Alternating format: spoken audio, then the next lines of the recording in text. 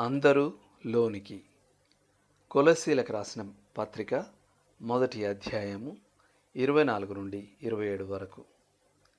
నేటి వాక్యం: అన్యజనులలో ఈ మర్మం యొక్క మహిమైశ్వర్యము ఎట్టిదో అది అనగా మీ అందున్న క్రీస్తు మహిమ నిరీక్షణయై ఉన్నాడను సంగతిని దేవుడు తన పరిశుద్ధులకు తెలియపరచగోరి ఇప్పుడు ఆ మర్మంను వారికి బయలుపరచెను.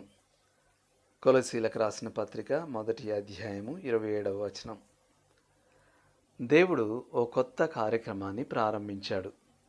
అదేమంటే పాత నిబంధన ప్రవక్తలచే వివరింపబడని తన మర్మం.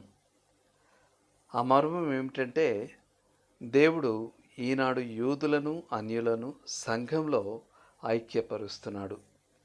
ఎఫెసీలకు రాసిన పత్రిక 3వ అధ్యాయం 2 నుండి 6 వరకు.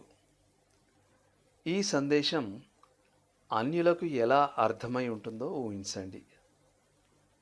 వారిక దేవుని కృపా మహదైశ్వర్యాల నుండి ఎంతమాత్రం వేరు చేయబడి లేరు.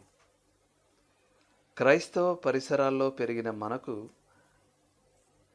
ఇది మామూలు విషయంగా తీసుకునే ధోరణి ఉంటుంది. కానీ ఎలాంటి సంఘ నేపథ్యం లేని విశ్వాసులతో కూడిన సంఘంలో ఈ సందేశం కలిగించి ఉండిన ఉద్వేగం గురించి ఆలోచించండి. ఆఫ్రికాలో 3 వారాల పాటు పరిచర్య చేసే ఆధిక్యత నాకు కలిగింది. నేను కలుసుకున్న అత్యంత శ్రేష్టమైన క్రైస్తవుల్లో కొందరు అక్కడ నాకు పరిచయం చేయబడ్డారు.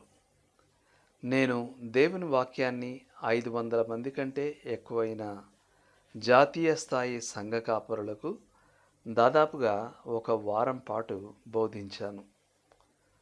ప్రతి ఆరాధన నాకు ఓ సవాలుగా, దీవెనగా ఉండింది. ఆ సంఘ కాపరుల్లో అనేకులు ఇంకా తమ శరీరాలపై అన్యమతం తాలూకు గుర్తులతో ఉన్నారు. అయితే వారి ముఖాలు దేవునిలోని ఆనందంతో వెలిగిపోతున్నాయి. నేను ఆఫ్రికాకు వారికి పరిచర్య చేయడానికి వెళ్ళాను. కానీ వారు నాకు పరిచర్య చేశారు. మీరు లోతుగా ఆలోచించాల్సిన విషయం. సాధారణంగా మీకు పరిచర్య చేసే వారికి ఏ విధాలుగా మీరు పరిచర్య చేయవచ్చు? ఆమేన్.